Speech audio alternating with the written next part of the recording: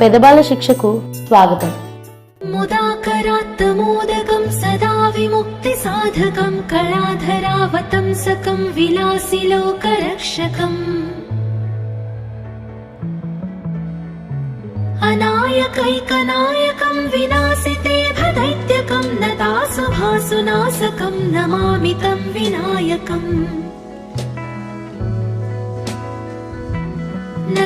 నదేతరాదిభీకరం నవోదితార్కభాస్వరం నమత్సురారినిచ్చరం నతాధికాపదుద్ధరం సురేశ్వరం నిధీశ్వరం గజేశ్వరం గణేశ్వరం మహేశ్వరం తమాశ్రయే పరాత్పరం నిరంతరం సమస్తలోకశంకరం నిరస్తదైత్యపుంజరం దరేదరోదరం వరం వరే భవక్త్రమక్షరం కృపాకరం క్షమాకరం ముదాకరం యశస్కరం మనస్కరం నమస్కృతాం నమస్కరోమి భాస్వరం అకించనార్తిమార్జనం చిరంతనోక్తిభాజనం పురారి పూర్వనందనం సురారి గర్వచర్వణం ప్రపంచనాశభీషణం ధనంజయాదిభూషణం కపోలదానవారణం భజే పురాణవారణం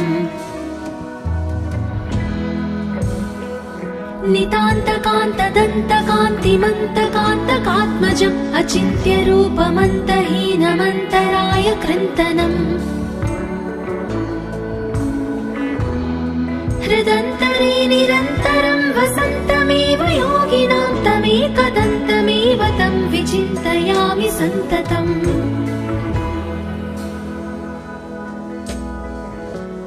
महागणेश पञ्चरत्नमादरेण योऽन्वहं प्रजल्पति प्रभातके हृदि स्मरन् गणेश्वरम् अरोगतामदोषतां सुसाहितिं सुपुत्रतां समाहितायुरष्टभूति मभ्युपैति सोच्चिरात् मुदाकरात्तमोदकं सदा विमुक्ति साधकं कलाधरावतंसकं विलासी लोकरक्षकम् अनायकैकनायकं विनाशिते भदैत्यकं नतासुभासुनाशकं नमामि तं विनायकम् नदेतरादिभीकरं नवोदितार्कभास्वरं नमत्सुरारिनिच्चरं नताधिकापदुद्धरम् सुरेश्वरं निधीश्वरं गजेश्वरं गणेश्वरं महेश्वरं तमाश्रये परात्परं निरन्तरम् समस्तलोकशङ्करं निरस्तदैत्यकुञ्जरं दलेदरोदरं वरं वरे भवक्त्रमक्षरम् कृपाकरं क्षमाकरं मुदाकरं यशस्करं मनस्करं नमस्कृतां नमस्करोमि भास्वरम् अकिञ्चनार्तिमार्जनं चिरन्तनोक्तिभाजनं पुरारि पूर्वनन्दनं सुरारि गर्वचर्वणम् प्रपञ्चनाशभीषणं धनञ्जयादिभूषणं कपोलदानवारणं भजे पुराणवारणम्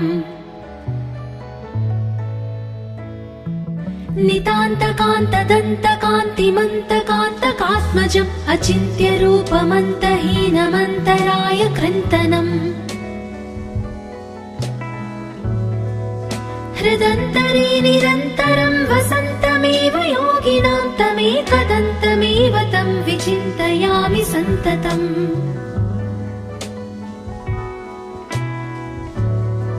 महागणेश पञ्चरत्नमादरेण योऽन्वहं प्रजल्पति प्रभातके हृदि स्मरन् गणेश्वरम् अरोगताम महागणेशपञ्चरत्नमादोषतां सुसाहितिं सुपुत्रताम् समाहितायुरष्टभूतिमभ्युपैति सोच्चिरात् मुदाकरात्तमोदकं सदा विमुक्तिसाधकं कलाधरावतंसकं विलासिलोकरक्षकम् अनायकैकनायकं विनाशिते भदैत्यकं नतासुभासुनाशकं नमामि तं विनायकम् नदेतरातिभीकरं नवोदितार्कभास्वरं नमत्सुरारिनिच्चरं नताधिकापदुद्धरम् सुरेश्वरं निधीश्वरं गजेश्वरं गणेश्वरं महेश्वरं तमाश्रये परात्परं निरन्तरम् समस्तलोकशङ्करं निरस्तदैत्यकुञ्जरं दरेदरोदरं वरं वरे भवक्त्रमक्षरम् कृपाकरं क्षमाकरं मुदाकरं यशस्करं मनस्करं नमस्कृतां नमस्करोमि भास्वरम् अकिञ्चनार्तिमार्जनं चिरन्तनोक्तिभाजनं पुरारिपूर्वनन्दनं सुरारिगर्वचर्वणम् प्रपञ्चनाशभीषणं धनञ्जयादिभूषणं कपोलदानवारणं भजे पुराणवारणम्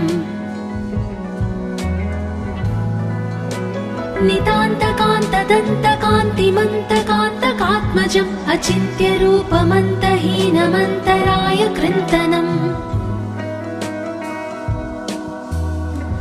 हृदन्तरे निरन्तरं वसन्तमेव योगिनां तमेकदन्तमेव तं विचिन्तयामि सन्ततम्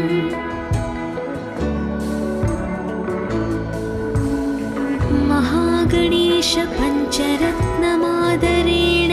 योऽन्वहम् प्रजल्पति प्रभातके हृदि स्मरन् गणेश्वरम् अरोगतामदोषतां सुसाहितिं सुपुत्रताम् समाहितायुरष्टभूतिमभ्युपैति सोच्चिरात् मुदाकरात्तमोदकं सदा विमुक्तिसाधकं कलाधरावतंसकं विलासिलोकरक्षकम् अनायकैकनायकं विनाशिते भदैत्यकं नतासुभासुनाशकं नमामि तं विनायकम् नदेतरातिभीकरं नवोदितार्कभास्वरं नमत्सुरारिनिच्चरं नताधिकापदुद्धरम्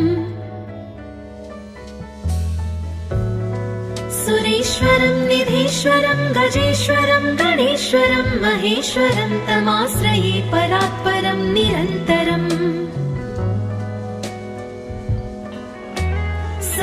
समस्तलोकशङ्करं निरस्तदैत्यकुञ्जरं दरेदरोदरं वरं वरे भवक्त्रमक्षरम्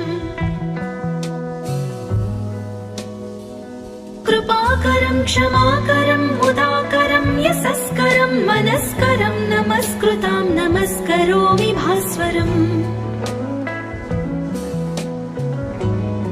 अकिञ्चनार्तिमार्जनं चिरन्तनोक्तिभाजनं पुरारिपूर्वनन्दनं सुरारिगर्वचर्वणम् प्रपञ्चनाशभीषणं धनञ्जयादिभूषणं कपोलदानवारणं भजे पुराणवारणम्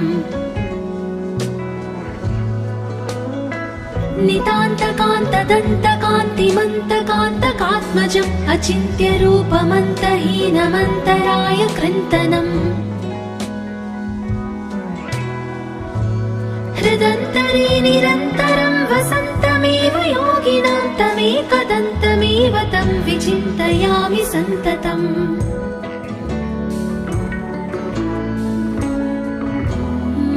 महागणेश पञ्चरत्नमादरेण योऽन्वहम् प्रजल्पति प्रभातके हृदि स्मरन् गणेश्वरम् अरोगतामदोषतां सुसाहितिं सुपुत्रताम् समाहितायुरष्टभूतिमभ्युपैति सोच्चिरात् मुदाकरात् मोदकं सदा विमुक्तिसाधकं कलाधरावतंसकं विलासिलोकरक्षकम् अनायकैकनायकं विनाशिते भदैत्यकं नतासुभासुनाशकं नमामि तं विनायकम्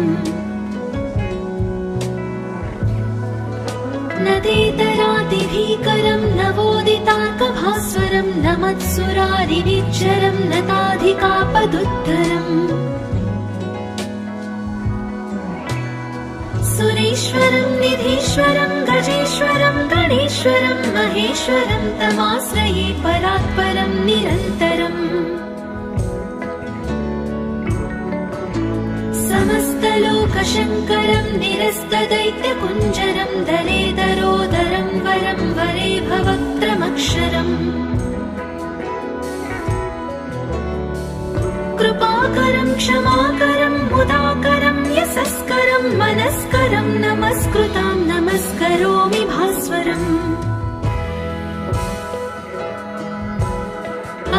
अकिञ्चनार्तिमार्जनं चिरन्तनोक्तिभाजनं पुरारिपूर्वनन्दनं सुरारिगर्वचर्वणम् प्रपञ्चनासभीषणं धनञ्जयादिभूषणं कपोलदानवारणं भजे पुराणवारणम्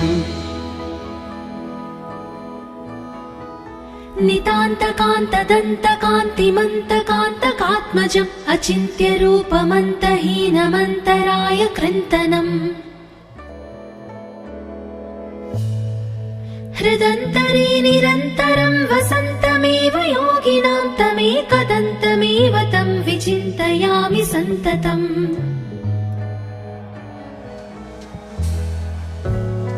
महागणेश पञ्चरत्नमादरेण योऽन्वहम् प्रजल्पति प्रभातके हृदि स्मरन् गणेश्वरम् अरोगतामदोषतां सुसाहितिं सुपुत्रताम् समाहितायुरष्टभूतिमभ्युपैति सोच्चिरात् मुदाकरात् मोदकं सदा विमुक्तिसाधकं कलाधरावतंसकं विलासिलोकरक्षकम् अनायकैकनायकं विनाशिते भदैत्यकं नतासुभासुनाशकं नमामि तं विनायकम् नदेतरादिभीकरं नवोदितार्कभास्वरं नमत्सुरारिनिच्चरं नताधिकापदुद्धरम् सुरेश्वरं निधीश्वरं गजेश्वरं गणेश्वरं महेश्वरं तमाश्रये परात्परं निरन्तरम् समस्तलोकशङ्करं निरस्तदैत्यकुञ्जरं दरेदरोदरं वरं वरे भवक्त्रमक्षरम् कृपाकरं क्षमाकरं मुदाकरं यशस्करं मनस्करं नमस्कृतां नमस्करोमि भास्वरम् अकिञ्चनार्तिमार्जनं चिरन्तनोक्तिभाजनं पुरारिपूर्वनन्दनं सुरारिगर्वचर्वणम् प्रपञ्चनासभीषणं धनञ्जयादिभूषणं कपोलदानवारणं भजे पुराणवारणम्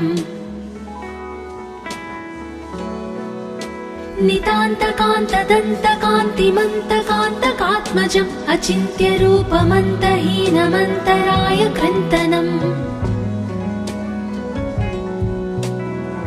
हृदन्तरे निरन्तरं वसन्तमेव योगिनां तमेकदन्तमेव तं विचिन्तयामि सन्ततम्।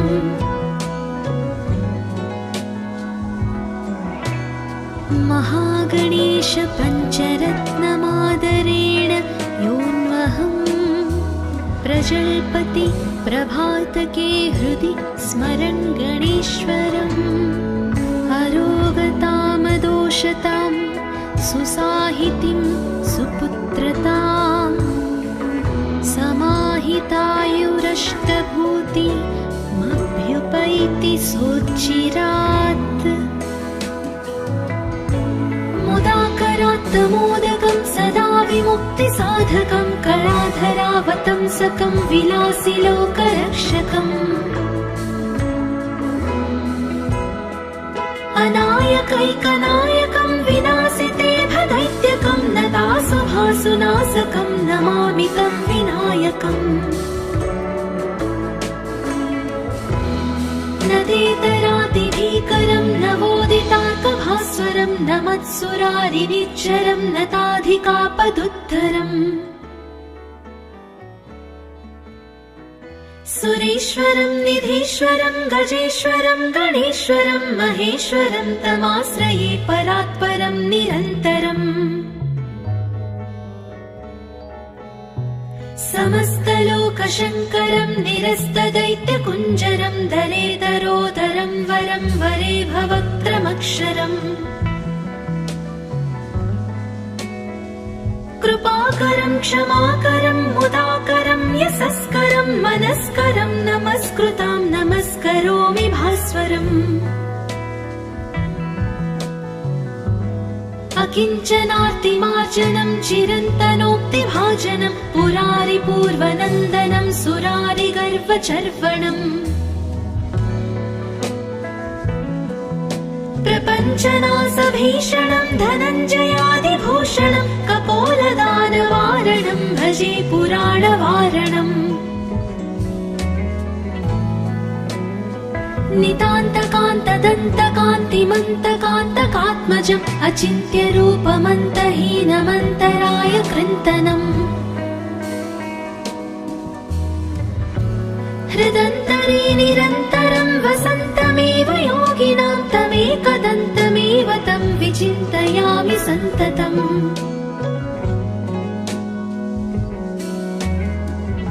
महागणेश पञ्चरत्नमादरेण योऽन्वहम्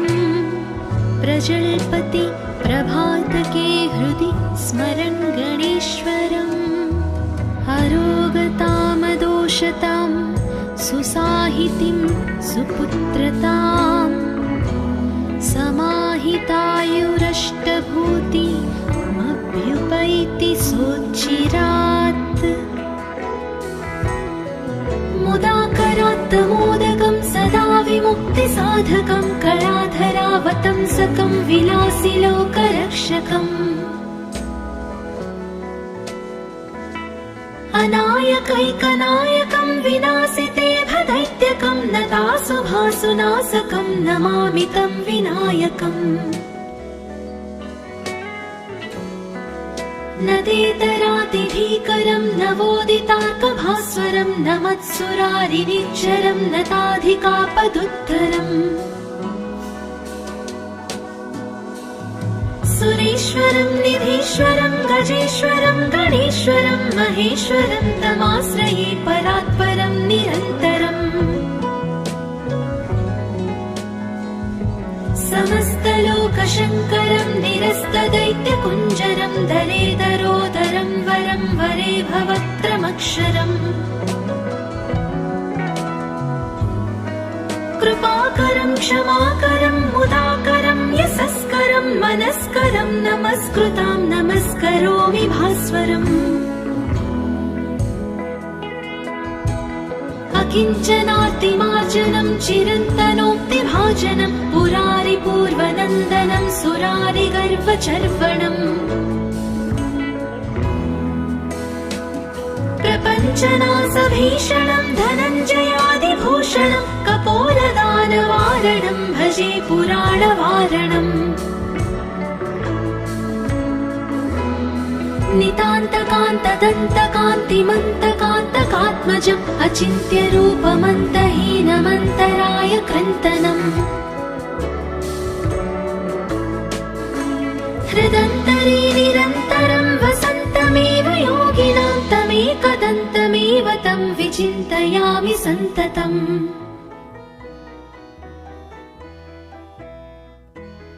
महागणेश पञ्चरत्नमादरेण योऽन्वहम् प्रजल्पति प्रभातके हृदि स्मरन् गणेश्वरम् अरोगतामदोषतां सुसाहितिं सुपुत्रताम् समाहितायुरष्टभूतिमभ्युपैति सोच्चिरात् मुदाकरात् मोदकं सदा विमुक्तिसाधकं कलाधरावतंसकं विलासिलोकरक्षकम् अनायकैकनायकं विनाशिते भदैत्यकं नतासुभासुनाशकं नमामि तं विनायकम्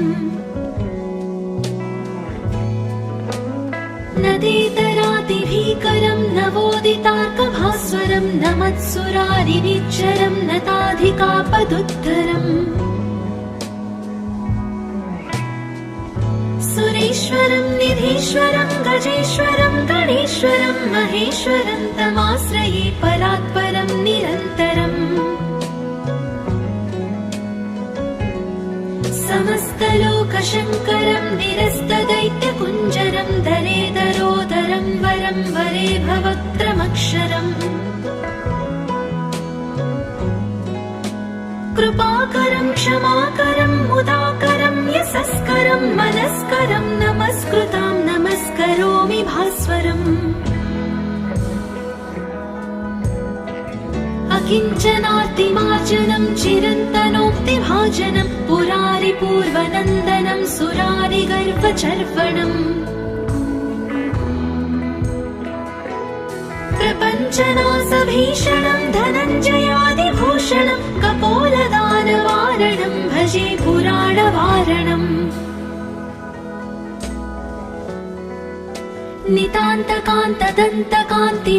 नितान्तकान्तदन्तकान्तिमन्तकान्तकात्मजम् अचिन्त्यरूपमन्तहीनमन्तराय कृन्तनम्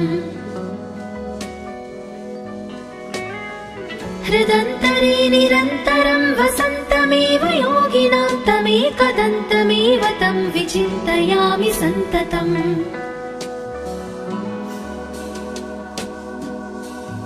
महागणेश पञ्चरत्नमादरेण योऽन्वहम् प्रजल्पति प्रभातके हृदि स्मरन् गणेश्वरम् अरोगतामदोषतां सुसाहितिं सुपुत्रताम् समाहितायुरष्टभूतिमभ्युपैति सोच्चिरात् मुदाकरात् मोदकं सदा विमुक्तिसाधकं कलाधरावतंसकं विलासिलोकरक्षकम् अनायकैकनायकं विनाशिते भदैत्यकं नतासुभासुनाशकं नमामि तं विनायकम् नदेतरादिभीकरं नवोदितार्कभास्वरं नमत्सुरारिनिच्चरं नताधिकापदुद्धरम् सुरेश्वरं निधीश्वरं गजेश्वरं गणेश्वरं महेश्वरं तमाश्रये परात्परं निरन्तरम्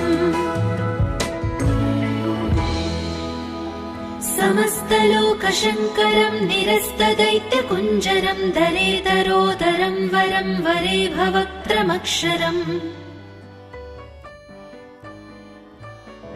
कृपाकरं क्षमाकरं मुदाकरं यशस्करं मनस्करं नमस्कृतां नमस्करोमि भास्वरम् अकिञ्चनार्तिमार्जनं चिरन्तनोक्तिभाजनं पुरारिपूर्वनन्दनं सुरारिगर्वचर्वणम् प्रपञ्चनासभीषणं धनञ्जयादिभूषणं कपोलदानवारणं भजे पुराणवारणम्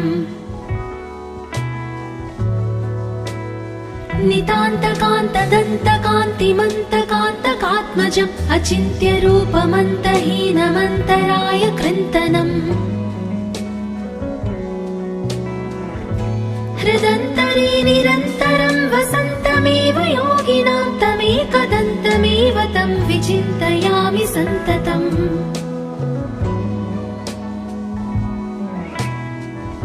महागणेश पञ्चरत्नमादरेण योऽन्वहं प्रजल्पति प्रभातके हृदि स्मरन् गणेश्वरम् अरोगतामदोषतां सुसाहितिं सुपुत्रतां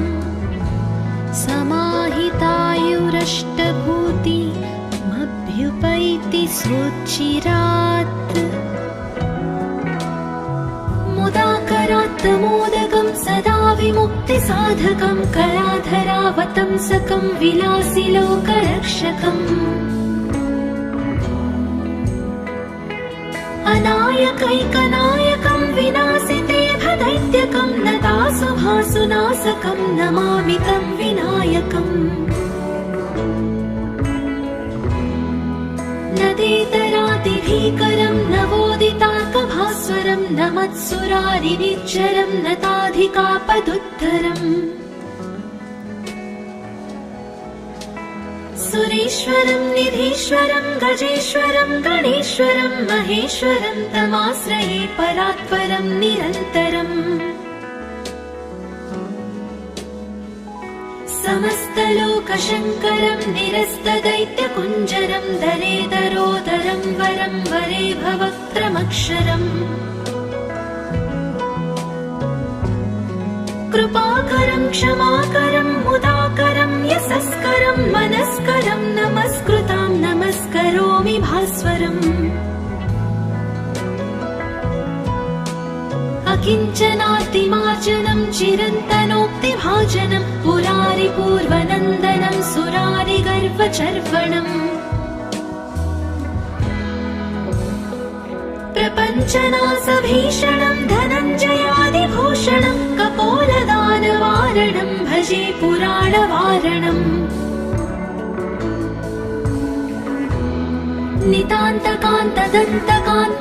नितान्तकान्तदन्तकान्तिमन्तकान्तकात्मजम् अचिन्त्यरूपमन्तहीनमन्तराय कृन्तनम्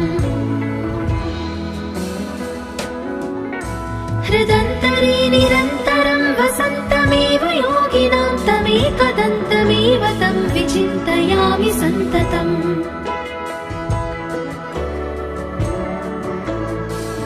महागणेश पञ्चरत्नमादरेण योऽन्वहं प्रजल्पति प्रभातके हृदि स्मरन् गणेश्वरम् अरोगतामदोषतां सुसाहितिं सुपुत्रतां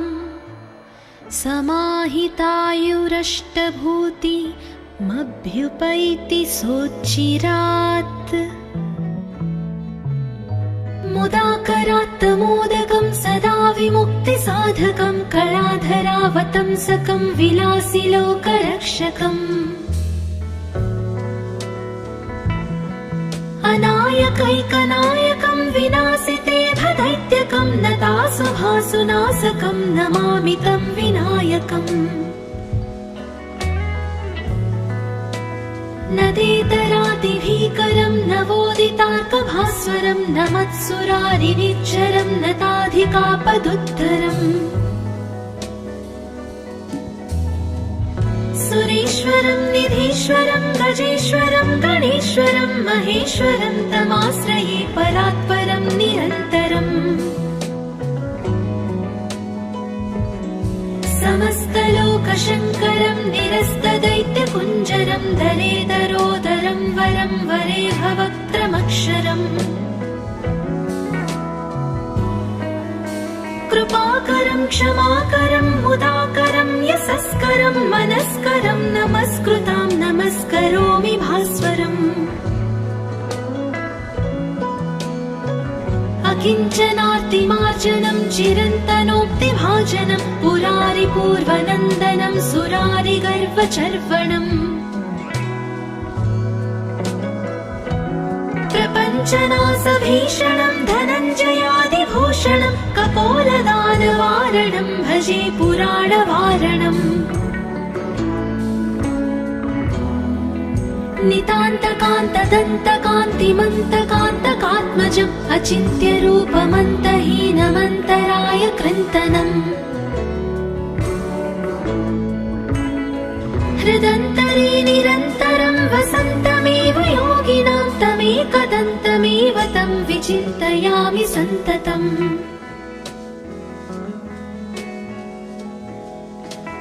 महागणेश पञ्चरत्नमादरेण योऽन्वहं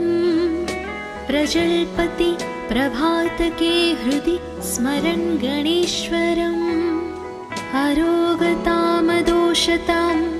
सुसाहितिं सुपुत्रतां समाहितायुरष्टभूतिमभ्युपैति सोच्चिरा